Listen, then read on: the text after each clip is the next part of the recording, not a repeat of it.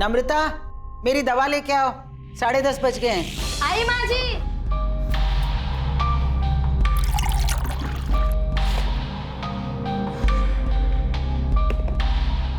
आज दवा देने में फिर देर कर दी। पता है डॉक्टर ने क्या कहा है कि ठीक 10:30 बजे दवा लेनी है। जी माँ जी, ये लीजिए।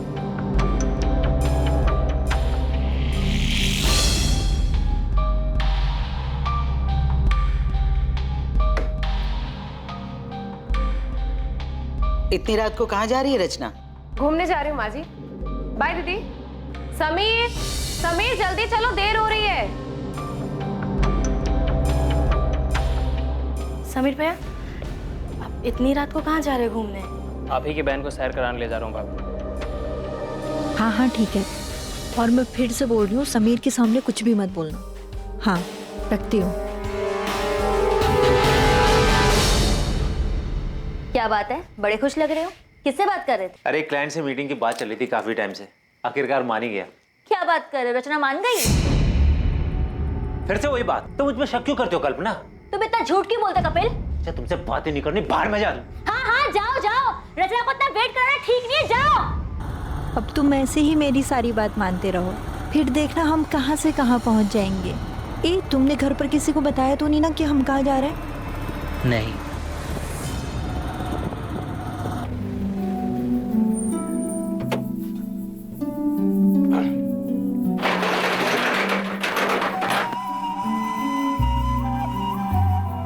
समीर,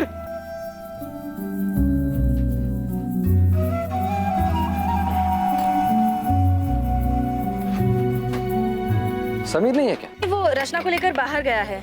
आज आपको काफी देर हो गई आने में। हाँ वो देर हो गई। सोचा था शादी के बाद समीर जिम्मेदार बन जाएगा, लेकिन रचना ने तो उसे और बिगाड़ दिया। ना खर्च पे लगाम है और ना जुबान पर। उसकी माँ ने उसे कुछ सिखा कर नहीं भेजा क्या?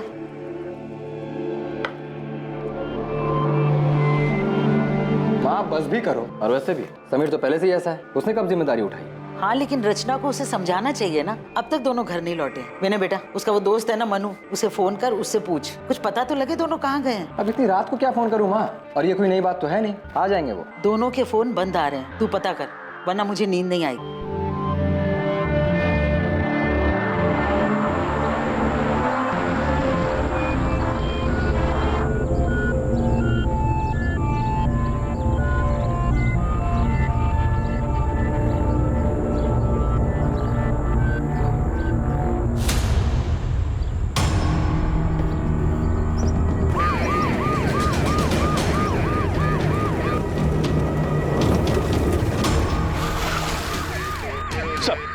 इधर।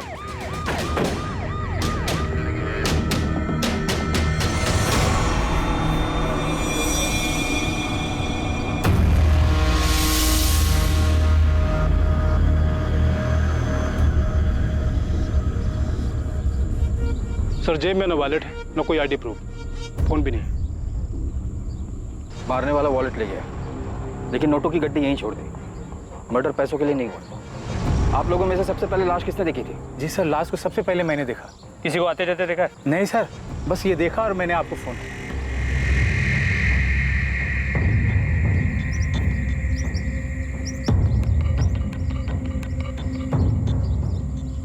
कपड़े फटे हुए, शायद रेप हुआ है।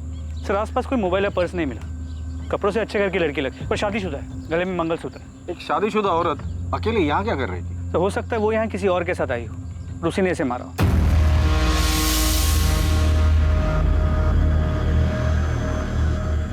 एक शादीशुदा जोड़ा घर से एक साथ निकलता है और कुछ घंटों बाद अलग अलग शहरों से दोनों की लाशें बरामद होती हैं।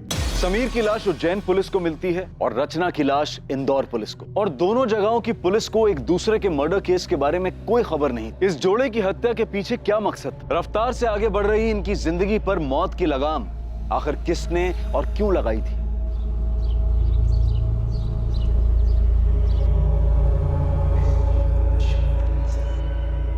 नम्रता दीदी, दीदी क्या हुआ, कहाँ खोई हुई हो? समीर और रचना कल रात से वापस नहीं आए, उन्हीं के बारे में सोच रही थी। तेरा भाई अभी तक घर नहीं लौटा है, रात से सुबह हो गई है। चिंता मत करो माँ, आ जाएंगे दोनों। मन्नू को भी बोल दिया मैंने पता करने को। सुनिए, मुझे भी उनकी फिक्र हो रही है। इसे इतनी देर तक बिना बताए। अरे यार, बेकार में ही घबरा रहे हो तुम दोनों। विनय, तो अभी के अभी पुलिस स्टेशन जाओ और रिपोर्ट लिखवा। पर मैं कह रहा हूँ, बेकार में चिंता कर रहे हो तुम दोनों। कुछ नहीं हुआ होगा समीर और रचना को। लड़की को गला दबाकर मारा गया है। किसी मजबूत हाथों ने जोर से गला दबाया होगा, जिस वजह से विंड पाइप चोक हो गई। मौत का वक्त कल रात करीब 11 से 1 बजे के बीच। पहले लड़की को बेहोश किया गया है, फिर गला दबाया गया। पहले इसे बेहोश किया फिर मारा है? जी हाँ, लड़के के ब्लड में नशीली दवा के ट्रेसेस मिले। विक्टिम के कपड़े फटे हुए थे। रेप? उसके लिए मुझे डिटेल में पोस्टमार्टम करना होगा। लड़की के प्राइवेट पार्ट्स में इंजरीज हैं जो फोर्स सेक्स के कारण होती है। अभी दावे से कुछ नहीं बोल सकता। सर, लड़की की फोटो को आसपास के सभी थानों में भिजवाया है और कहीं भी कोई मिसिंग कंप्लेंट होगी तो जल्दी पता चल जाएगा।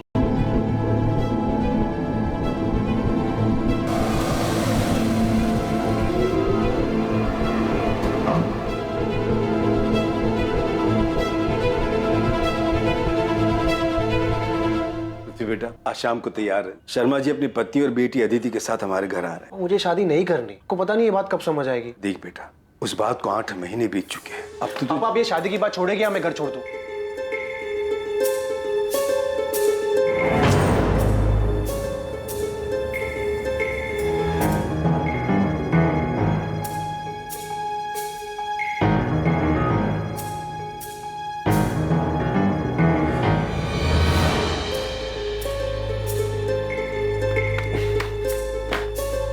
विनय भैया पुलिस स्टेशन गए हैं शिकायत लिखवाने।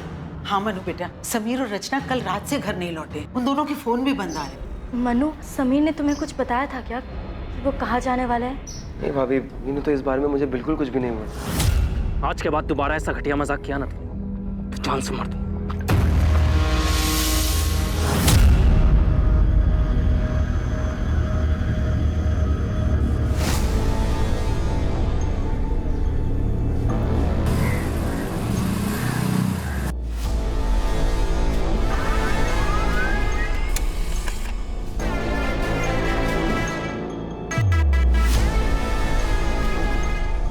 उज्जैन पुलिस को इसकी लाश भी 18 सितंबर को मिली। जी सर, इस लड़के की भी कोई आइडेंटिफिकेशन नहीं मिली, लेकिन हैरानी की बात यह है कि मौत का वक्त और मारने का तरीका बिल्कुल सेम है। हमें जिस लड़की की लाश मिली थी उस केस के डिटेल्स इस केस के डिटेल्स से काफी मैच करते हैं। उज्जैन के माधव चौक पुलिस स्टेशन के पीएसआई अनिरुद्ध से मेरी बात हुई। तुमने जिस लड़की की फोटो और डिटेल्स भेजी है उसे पढ़ते ही मुझे लगा कि शायद ये दोनों विक्टिम्स कनेक्टेड है। क्या ये दोनों विक्टिम्स उज्जैन के हैं? ये तो पता नहीं कि उज्जैन से इंदौर से, लेकिन पोस्टमार्टम रिपोर्ट के हिसाब से लड़के की भी मौत 17 सितंबर की रात की 11 से 1 के बीच पहले नशीली दवा देकर बेहोश किया गया और फिर गला घोटकर मार दिया गया। प्रशांत, इस लड़के की फोटो इंदौर के सभी पुलिस स्टेशन में सर्कुलेट कर दो और खबरियों को काम पर लगा दो। पता तो चले ये दोनों विक्टिम एक दूसरे से कनेक्टेड है भी या नहीं। पुलिस और खबरियों ने इंदौर और उज्जैन में जगह जगह दोनों विक्टिम्स के बारे में पूछताछ की और जल्द ही उन्हें पता चल गया कि वो दोनों विक्टिम्स समीर शुक्ला और रचना शुक्ला थे।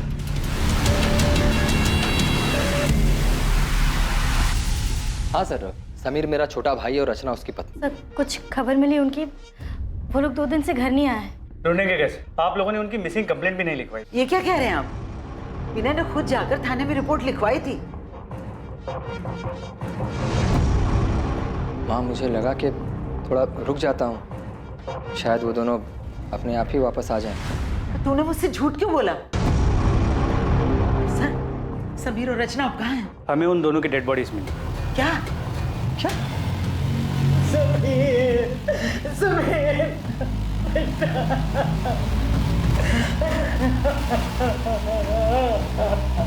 समीर, समीर बेटा, समीर, समीर। अरे समीर, आज तो फिर मेरी बाइक लेके भागने की फिराक में। भैया प्लीज ले जाने दो ना, आज कॉलेज में रोज डे। समीर, मुझे काम पर जाना है, मैं कैसे जाऊंगा? बस में जाना पड़ेगा मुझे। प्लीज भैया, प्लीज प्लीज, सिर्फ एक दिन के लिए। आज रोज डे है ना, इसलिए। ठीक है, जा ले जा। Thank you so much. Vinay, कुछ पूछा है मैंने तुम्हें, सुन रहे हो तुम? सॉरी सर, आप कुछ कह रहे थे? तुम्हारे भाई समीर की किसी के साथ दुश्मनी थी? नहीं। रचना का किसी के साथ झगड़ा हुआ था? क्योंकि मारने से पहले उसके साथ जबरदस्ती की गई है, शायद नहीं। कुछ बता सकते हो कि ऐसा कौन कर सकता है? तुमने मिसिंग कंप्लेंट क्यों नहीं लिखवाई और अपनी बीवी और माँ को झूठ क्यों कहा कि लिखवाई है? सर मेरा भाई, मैं कुछ, सर इस वक्त मुझे कुछ समझ में नहीं आ रहा है। ठीक है, फिलहाल के लिए जा सकते।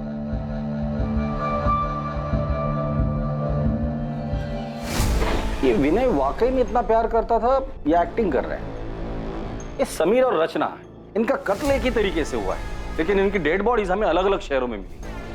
सर ये सब कुछ पूरे प्लानिंग से किया गया है और शायद एक से ज्यादा लोग शामिल हैं। ये शुक्ला परिवार के भाइयों के बीच रिश्ता कैसा था ये पता करो, क्योंकि अक्सर जब रिश्तों में लाइन क्रॉस होती है ना, न्यूज़पेपर की हेडलाइन बन जाती है।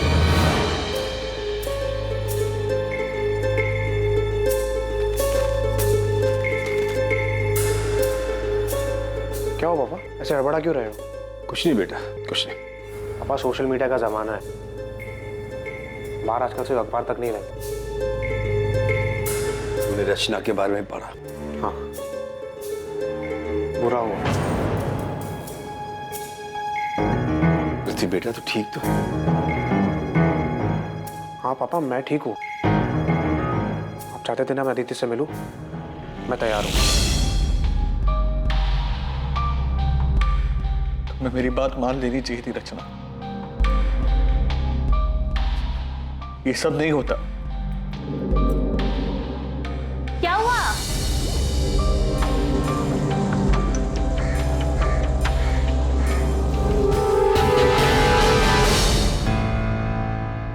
रचना, मेरी मेहंदी का रंग कितना अच्छा आया ना, देख। तू रो रही है? तू सच्ची रो रही है? चुप कर, मैं कहाँ रो रही हूँ? नहीं, तेरी तो सिर्फ आंखें लीक कर रही है ना? सच बता, मुझे मिस करेगी इसलिए रो रही है ना? मैं तुझसे कह रही हूँ, जब तेरी शादी होगी ना तब तू। दीदी, क्या शादी? शादी मतलब बिना पगार की नौकरी। पति को खुश रखो, सास को खुश रखो और अपने सभी सपनों पर ताला मार के बंद कर दो। मुझे नहीं करना। क्यों नहीं करनी शादी? मैंने नम्रता के देवर समीर से तेरे रिश्ते की बात चलाई है। बहुत अच्छा लड़का है और तुझे पसंद भी करता है। माँ पसंद नहीं, पूरा लट्टू है रचना पर। देख रचना, मैं तुझे अभी समझा रही हूँ, तो सुधर जा। आसमान में नहीं, जमीन पर रहना है हमें।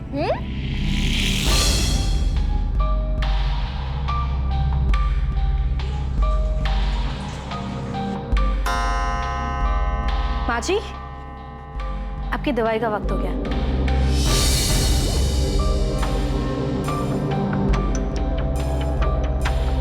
मुझे समझ नहीं आ रहा विनय ने मुझसे झूठ क्यों बोला। उसने रिपोर्ट क्यों नहीं लिखवाई।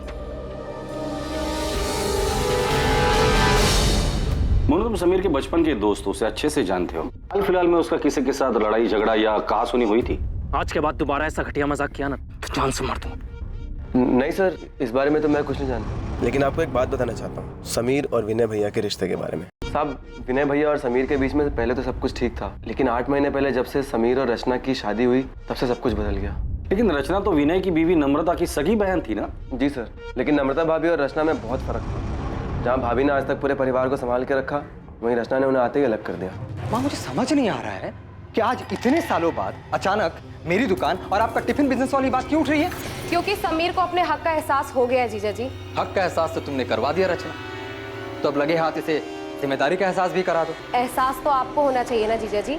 समीर कोई छोटा बच्चा नहीं है जो आप उस पर अपना हुक्म चलाते रहे और वो चुपचाप सुनता रहे। रचना, ये कोई तरीका अपने जीजा जी से बात करने का? तरीका तो इनका गलत है दीदी। छोटे भाई का हक छीन रहे हैं ये। मैं हक छीन रहा हूँ अपने छोटे भाई का? सही तो कह रही है भाई, क्या गलत कहा रचना ने? लेकिन समीर भैया, इन दोनों से कुछ बोलने का कोई फायदा नहीं। इसके बाद से उनके घर में काफी तनाव रहने लगा। आपने खाना नहीं खाया तो दूध तो पी लीजिए। माँ ने कुछ कहा क्या तुमसे? विनय ने मुझसे झूठ क्यों बोला। उसने रिपोर्ट क्यों नहीं लिखवाई। नहीं, मगर आपने पुलिस में शिकायत क्यों नहीं की? तुम मुझ पे शक कर रही हो? विनय, देखिए मैं आपका दर्द समझती हूँ। मैं भी रचना से उतना ही प्यार करती थी जितना आप समीर से। सर ये समीर की कॉल रिकॉर्ड बिल्कुल क्लीन है, लेकिन सर रचना के कॉल रिकॉर्ड्स में ये एक नंबर है जिससे बार बार कॉल्स आते हैं। सर ये नंबर किसी कपिल चौकसी के नाम पे रजिस्टर्ड है। सर फिलहाल ये नंबर स्विच ऑफ है, लेकिन हमें कपिल चौकसी का एड्रेस मिल गया। और ये नंबर जिस पर रचना की आखिरी बार बात हुई थी, ये किसका है? और मैं फिर से बोल रही हूँ, समीर के सामने कुछ भी मत बोलना। सर ये नंबर किसी हरीश अय्यर के नाम पे रजिस्टर्ड है। फिलहाल ये नंबर स्विच्ड ऑफ है, पर इसका एड्रेस फेक है। इस कपिल चौकसी को उठाकर लेकर आ और हरीश अय्यर के बारे में पता करो।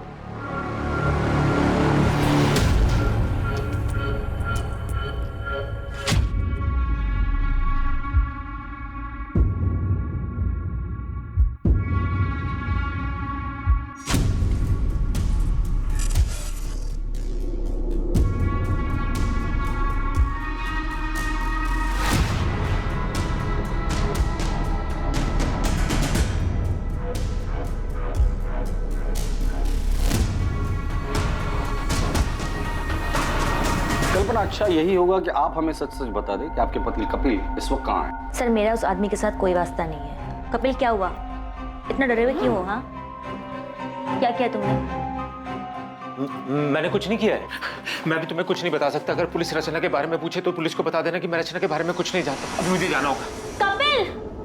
आपके पति कपिल का रचना के साथ अफेयर था, ये बात आपको पता भी, और फिर भी आपने कुछ नहीं किया। घर वालों से बगावत करके मैंने कपिल से शादी की थी। उनके पास वापस कैसे जाती? रचना की वजह से मेरी बसी बसाई जिंदगी बिखर गई। तो रचना की मौत की खबर सुनकर आपको तो खुशी हुई होगी। सुनकर तो ऐसे लगा था कि भगवान ने मेरी सुन ली।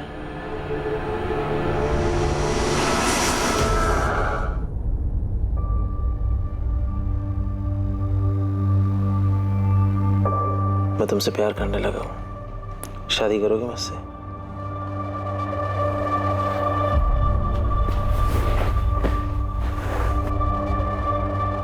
मुझे पता है तुम भी मुझसे। कि क्या? कि मैं तुमसे प्यार करती हूँ? नहीं कपिल, मैंने तुम्हें पहले ही कहा था।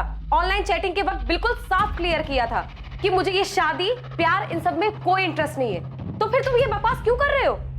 तुम्हें मेरी फीलिंग बकवास लग रही है? कपिल मेरा हाथ छोड़ो, मुझे लग रही है। मैं तुम्हारे साथ प्यार के लिए था, मजे के लिए नहीं। पर इस बात से तुम्हें कोई फर्क नहीं पड़ता ना? हाँ नहीं पड़ता। मैं यहाँ पर अच्छा टाइम बिताने आती हूँ, जो कि तुमने पूरा खराब कर दिया है। कपिल चौकसी, अफेयर? आप ये क्या कह रहे हैं? आप किसी हरीश अय्यर को जानती हैं? रचना के मर्डर से पहले आखिरी बार उसने इसी से बात की। मैं किसी हरीश अय्यर को नहीं जानती। कौन है ये? क्या इसका भी रचना के साथ अफेयर? आपके पति विनय कहाँ है? आपको जो कुछ पूछना आप पूछ सकते हैं सर।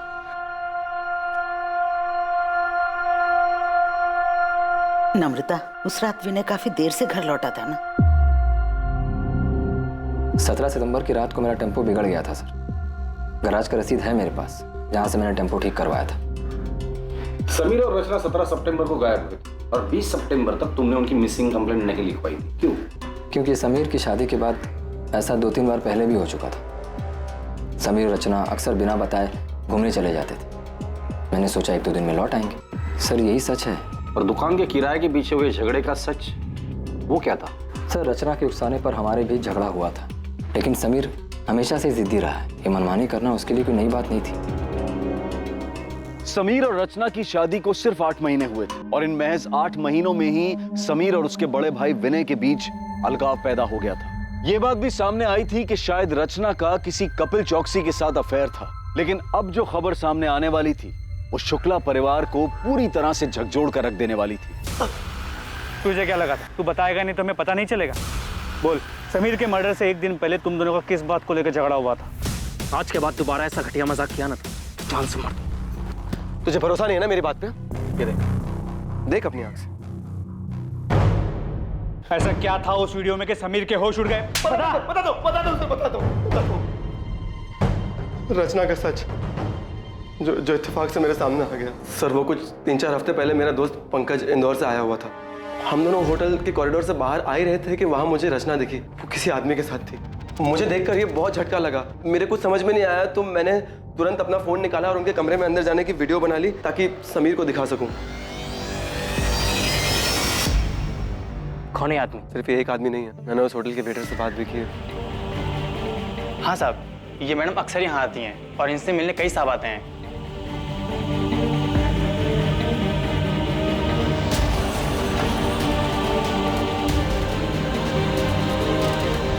मुझे काफ़ी दिन तक समीर को सच बताने की हिम्मत ही नहीं हुई, लेकिन फिर मैंने सोचा कि उसे सच बताना भी ज़रूरी है, तो मैंने उसे 16 सितंबर को सब सच बता दिया। अगले दिन पता चला कि रचना और समीर दोनों गायब हैं। और फिर उनकी लाश मिली। ये आदमी कौन है? मैं नहीं जानता, लेकिन उस दिन अंतिम संस्कार वाले दिन ये घर पे आया हुआ था।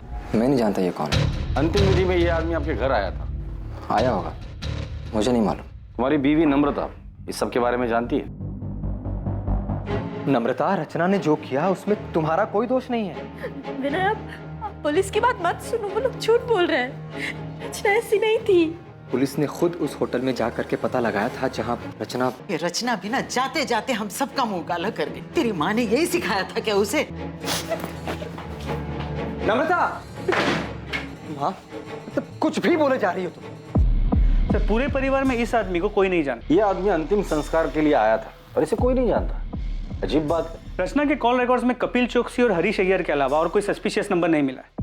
लेकिन रचना से मिलने उस होटल में कई लोग आते थे, तो हो सकता है कि उसके पास कोई दूसरा नंबर। रचना के इस दूसरे रूप के बारे में सच में कोई नहीं जानता। ऐसे कैसे?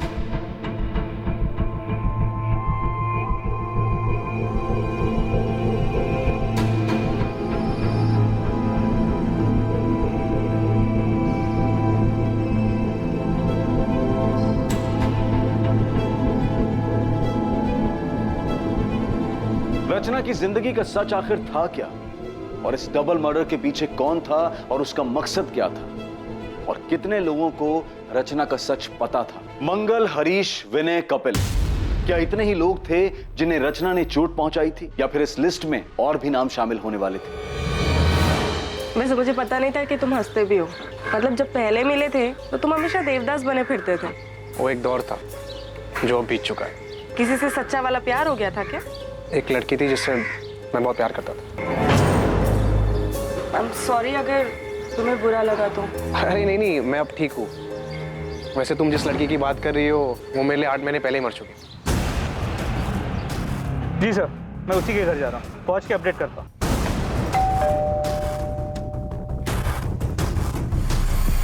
अंदर कमरे में है। बोल। सर, मैंने रचना को नहीं मारा। तो फरार क्यों हो गया था? मुझे लगा कि सारा शक मेरे ऊपर जाएगा। मैं उससे प्यार करता था सर, मैं उसको क्यों मारूंगा? अच्छा आशिक है रे तू। जब तुझे पता चला कि तेरे माशूका के और भी आशिक है तो तूने उसे और उसके पति दोनों को मार डाला। सर, मुझे इसके बारे में कुछ नहीं पता है। सर, मैं तो उससे शादी करना चाहता था, वो भी राजी थी। सर, शादी करोगे मुझसे? नहीं कपिल, मुझे ये शादी प्यार इन सब में कोई इंटरेस्ट नहीं है। ये कौन है? इसे जानते हैं? इसका नाम क्या है? हरीश अय्यर।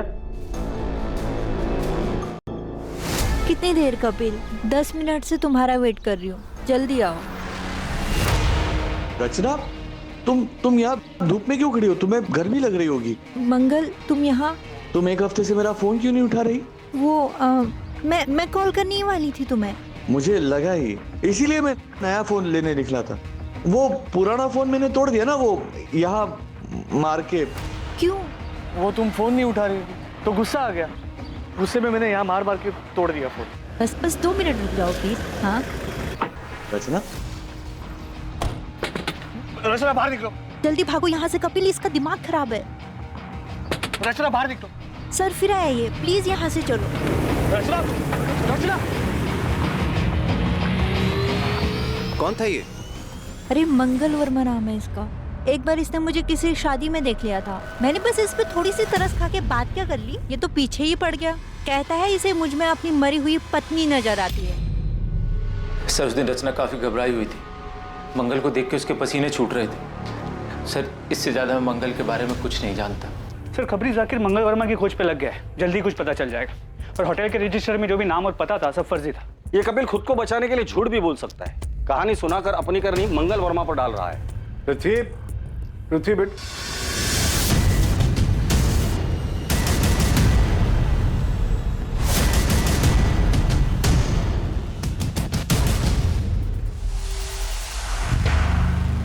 मुझे लगा तू रचना को भूल चुका। भूल चुका हूं मैं पापा, शायद वो ऐसे ही खुल गया होगा। कुछ काम था आपको? मैं तो यहाँ अदिति के साथ तेरी शादी की बात करने आया था। और तू? वो मुझे अदिति पसंद नहीं आई, मैं शादी नहीं कर सकता उसके साथ। साहब, ये मंगल वर्मा है ना साहब, ये बलबीर नगर में रहता है। नियति अपार्टमेंट्स करके बिल्डिंग है, वहीं रहता है।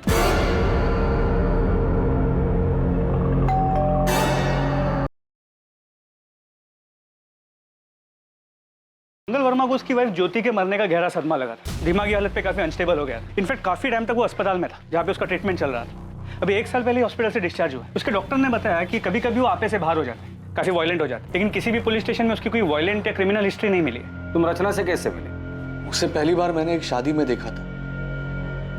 उसे देखकर ऐसा लगा कि उसके रूप में मेरी ज्योति वापस आ गई, इसीलिए मैं उससे बात करने लगा, फिर उसे मिलने लगा। बिल्कुल ज्योति की तरह रखता था मैं उसे। वाह, थैंक यू सो मच। खुश हो ना? बहुत ज्यादा। अच्छा मंगल, अब मुझे निकलना होगा, बहुत देर हो रही है। हाँ, अभी मत जाओ ना प्लीज। एक काम करते हैं, हम ना शादी कर ले, फिर तुम्हें कहीं जाने की जरूरत ही नहीं पड़ेगी। हाँ हाँ बिल्कुल, लेकिन इस बारे में हम बाद में बात करें।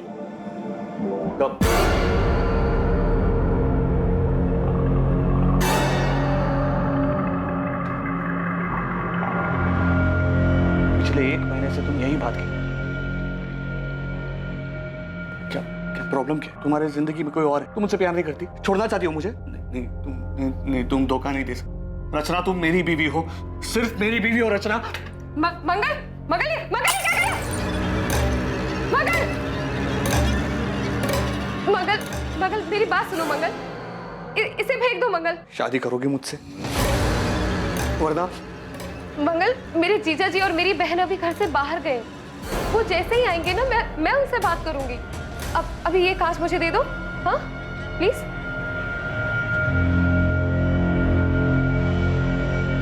उस दिन के बाद मेरी रचना से कोई बात ही नहीं हुई। बहुत फोन किए मैंने उसे, लेकिन इसने उठाया ही नहीं।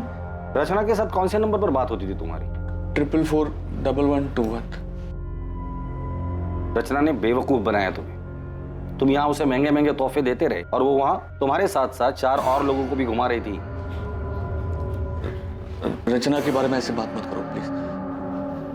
ये हम नहीं, पूरा इंदौर बोल रहा। तुम नहीं जानते? अरे तुम्हारे जैसे कई आशिक है उसके, उनमें से एक यहाँ जेल में भी है। कहता है कि वो रचना से प्यार करता था और रचना भी उससे प्यार करती। तुम जिस होटल में रचना के साथ जाते थे, रचना वहां और लोगों के साथ भी जाती थी। रचना सिर्फ मेरी थी, उसके बारे में बकवास नहीं समझे? उसके बारे में बकवास मत करना। रचना सिर्फ मेरी थी, बकवास बात मत करो। सर, सिर्फ रचना के एक चक्कर के बारे में सुन के इतना वायलेंट हो सकता है रचना के प्रोस्टिट्यूशन के बारे में पता चल गया और इसी ने उसे मारा। तुम सही कह रहे हो। मंगल रचना से जिस नंबर पर बात करता था, उस नंबर का सीडीआर निकलवाओ। उसमें रचना के और भी क्लाइंट्स के नंबर होंगे, उनसे बात करो, उनका बैकग्राउंड चेक करो। अभी तो सिर्फ 2 ही आशिक मिले हैं, पता नहीं लाइन में और कितने आशिक खड़े होंगे। तुमने भागकर अपने पैरों पे कुल्हाड़ी मार ही ली थी। वो तो मैंने सही टाइम पर पुलिस को बुलाकर तुम्हें सब कुछ बर्बाद करने से रोक लिया। आगे अपने बयान पर डटे रहना, और अगर मुझ पर भरोसा हो गया हो तो जैसा जैसा मैं कहूँ ठीक वैसा वैसा करना। जैसा तुम कहोगी वैसा ही करूंगा, बस मुझे यहाँ से निकाल लो। मैं तुमसे वादा करता हूँ दुनिया का सबसे अच्छा पति बन के दिखाऊंगा।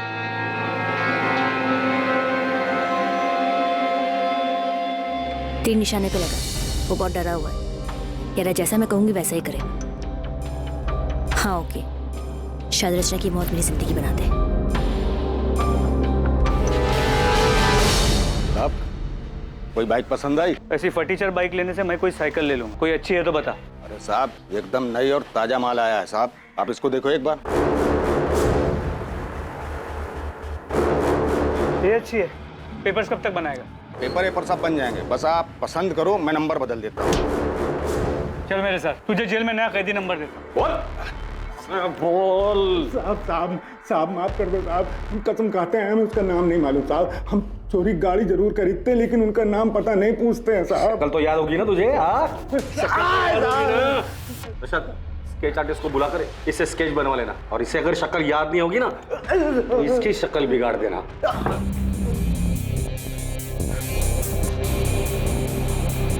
संदिग्ध कई थे, किसी का नाता समीर से था तो किसी का रिश्ता रचना से। असली मुजरिम जो भी था वो दोनों से जुड़ा हुआ और शायद दोनों से ही चोट खाया हुआ था। पर कुछ लोग ऐसे भी थे जो अब भी पर्दे में थे और इसीलिए वो पुलिस के शक के दायरे से भी बाहर थे। उनके इरादे, उनकी मंशा अब भी गुप्त थी, लेकिन जल्द ही सारे नकाब उतरने वाले थे और सच सामने आने वाला था।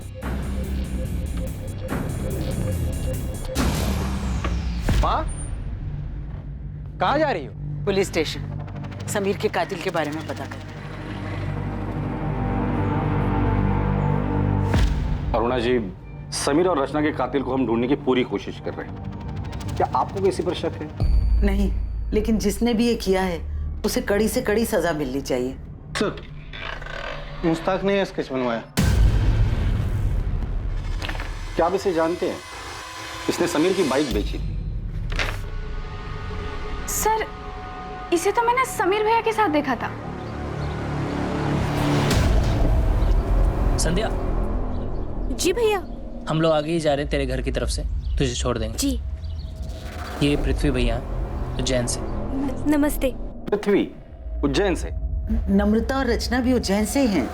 और कुछ याद है इस आदमी के बारे में? थैंक यू भैया।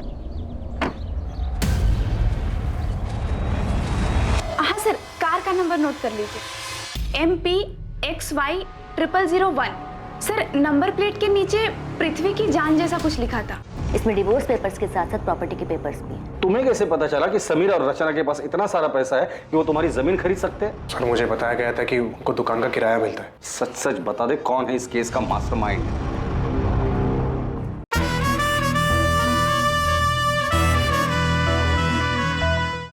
ये लीजिए वकील साहब, मैंने आपसे कहा था ना कि जो मैं चाहती हूँ वो मैं कपिल से साइन करवा लूंगी। उसने बिना पढ़े बिना देखे इन पेपर्स पे साइन कर दिया। इसमें डिवोर्स पेपर्स के साथ साथ प्रॉपर्टी के पेपर्स भी हैं, जो अब उसने मेरे नाम पे ट्रांसफर कर दिया। क्यों मारा दोनों को? बोल। रचना और मैं एक दूसरे से प्यार करते थे। हम 2 साल से एक साथ थे। फिर से लेट हो गई। फिल्म की शुरुआत में सो जाएगी यार। अरे वैसे भी मैं कौन सा फिल्म की स्टोरी में इंटरेस्टेड हूँ। चलें, पॉपकॉर्न भी लेना है। जा रही हो तुम? हाँ, और रुकी तो तुम्हारे पापा घर आ जाएंगे और फिर पूरे उज्जैन में बात फैल जाएगी। एक काम करें, शादी कर लेते हैं। मुझे नहीं करनी कोई शादी वादी। एक काम करो, तुम कर लो शादी। अरे ये क्या मजाक है रचना? अच्छा सुनो, अगर तुम अभी शादी के लिए तैयार नहीं हो तो मैं राह देखूंगा। मैं राह देखता रहा और रचना ने अचानक अपनी राह बदल ली। तुम किसी और के साथ शादी कर रही हो? हाँ, मैं तुम्हारे लिए इतने सालों से इंतजार कर रहा हूँ और तुम अपनी ही बहन के देवर के साथ शादी कर रही हो। तो तुम्हें इनविटेशन नहीं दिया इसलिए तुम गुस्सा हो? तुम्हारे लिए शादी वगैरह सब मजाक है ना? तो और क्या है, जन्मों जन्म का बंधन। रचना की शादी हो गई, वो जिंदगी में आगे बढ़ गई, लेकिन मैं उसके दिए हुए धोखे में उलझा रहा सर। और इसलिए रचना से बदला लेने के लिए तुम इंदौर आ गए और हरीश अय्यर के फेक आईडी पर एक नया सिम कार्ड खरीद लिया। हाँ सर, मैं उसके बर्बादी की पूरी तैयारी करके आया था।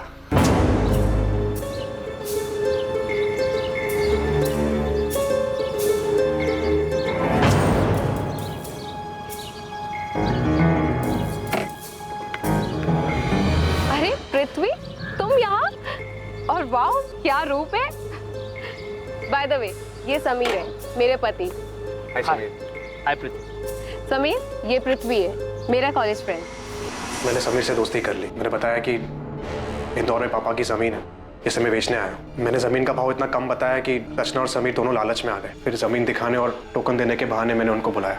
हाँ, हम लोग निकल रहे हैं। हाँ, और समीर ने पैसे भी ले लिए, लेकिन ध्यान रखना समीर को हमारे बारे में पता नहीं चलना चाहिए। अरे नहीं, तुम चिंता मत करो, मैं कोई भी पुरानी बात नहीं करूंगा। मुझे सिर्फ बिजनेस करना है। हम डिनर करके प्लॉट देखने जाएंगे और फिर डील वहीं पे फाइनल कर देंगे। हाँ हाँ ठीक है, और मैं फिर से बोल रही हूँ, समीर के सामने कुछ भी मत बोलना।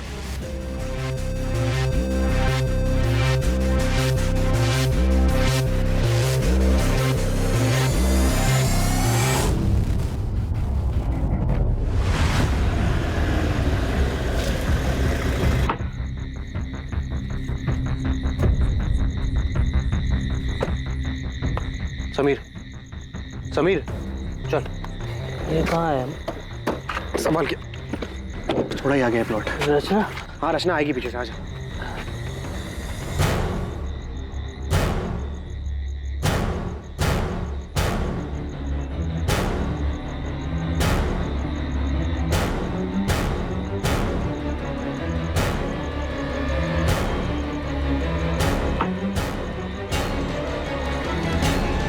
समीर, समीर कहाँ है?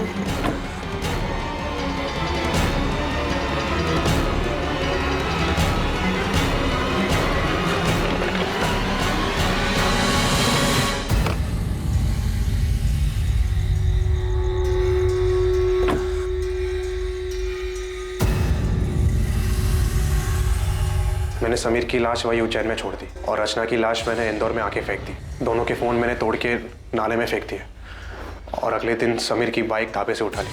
पृथ्वी, ये सब करके क्या मिला तुझे? मिला सर, बदला मिला।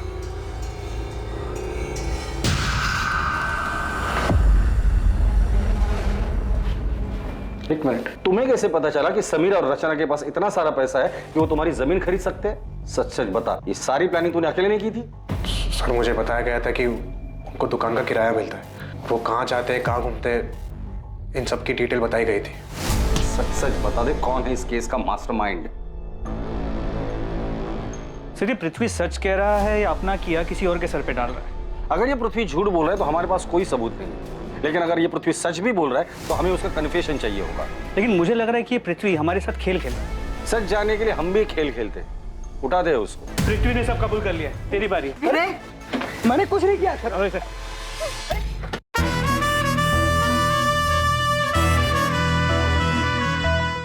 सर मेरे पति ऐसा नहीं कर सकते। पृथ्वी ने खुद विनय का नाम लिया है। झूठ बोल रहा है पृथ्वी, मेरे पति ऐसा कर ही नहीं सकते।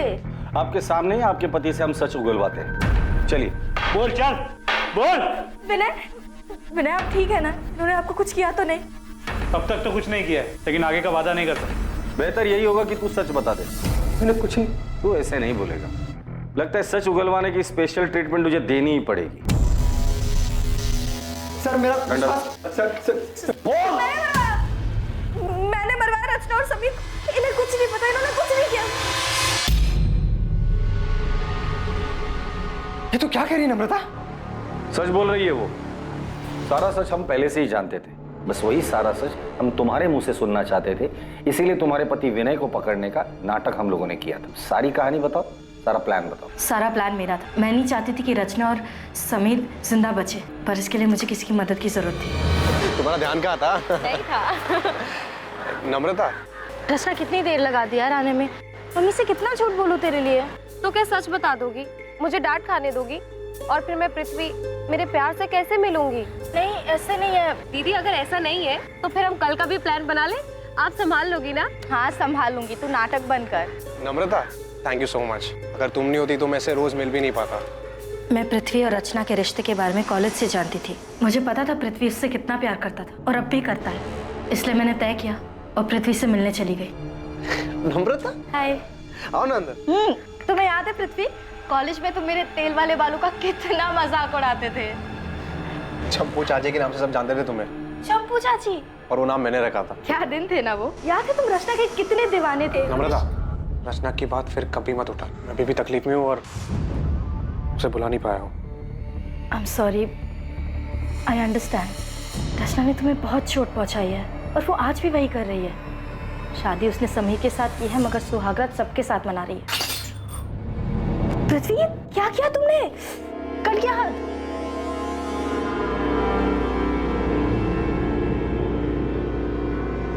रचना का नाम मेरे सामने कभी मत लेना। बहुत मुश्किल से उसे बोलने की कोशिश कर रहा हूँ। पापा भी चाहते हैं कि मेरी शादी अदिति से हो जाए और वो लड़की भी अच्छी है, बस मेरा मन नहीं कर। मैं जानती हूँ कि रचना ने तुम्हें बहुत दुख दिया है, मगर सच कहूँ तो रचना पहले से ही बहुत सेल्फिश थी। उसने कभी किसी के बारे में नहीं सोचा और उसने तुम्हारे साथ जो किया है उसके बाद तो शायद तुम हमेशा तकलीफ में रहोगे, कभी मूव ऑन नहीं कर पाओगे।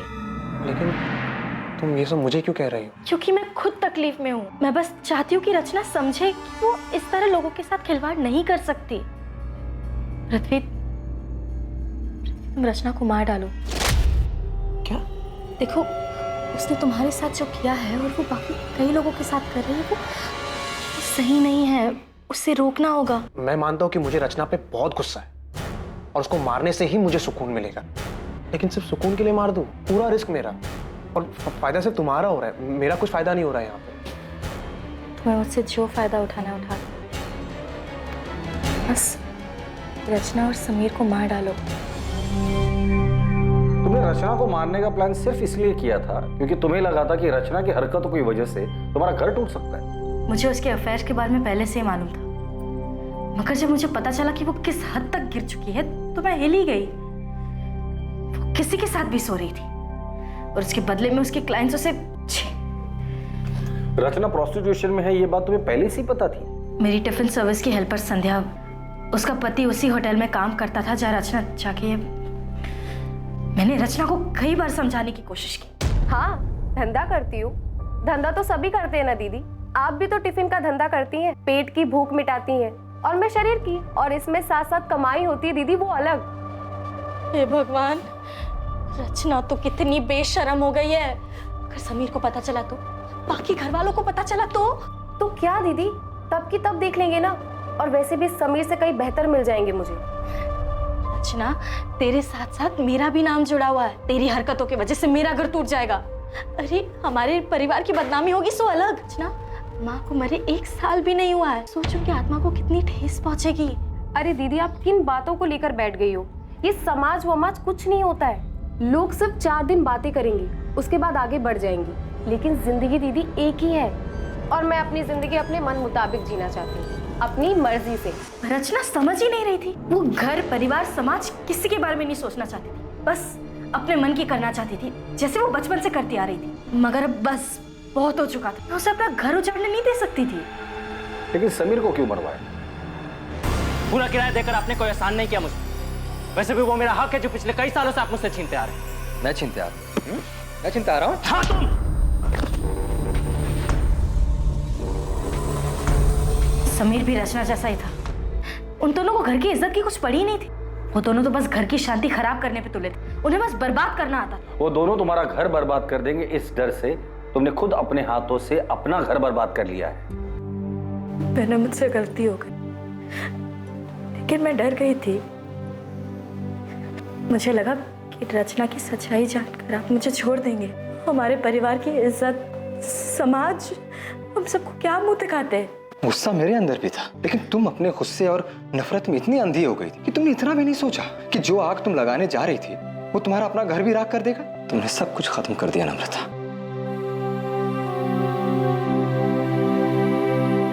नम्रता शुक्ला और पृथ्वी त्यागी पर आईपीसी की धारा 302 के तहत हत्या के लिए और धारा 120 के तहत साजिश के चार्जेस लगाए गए।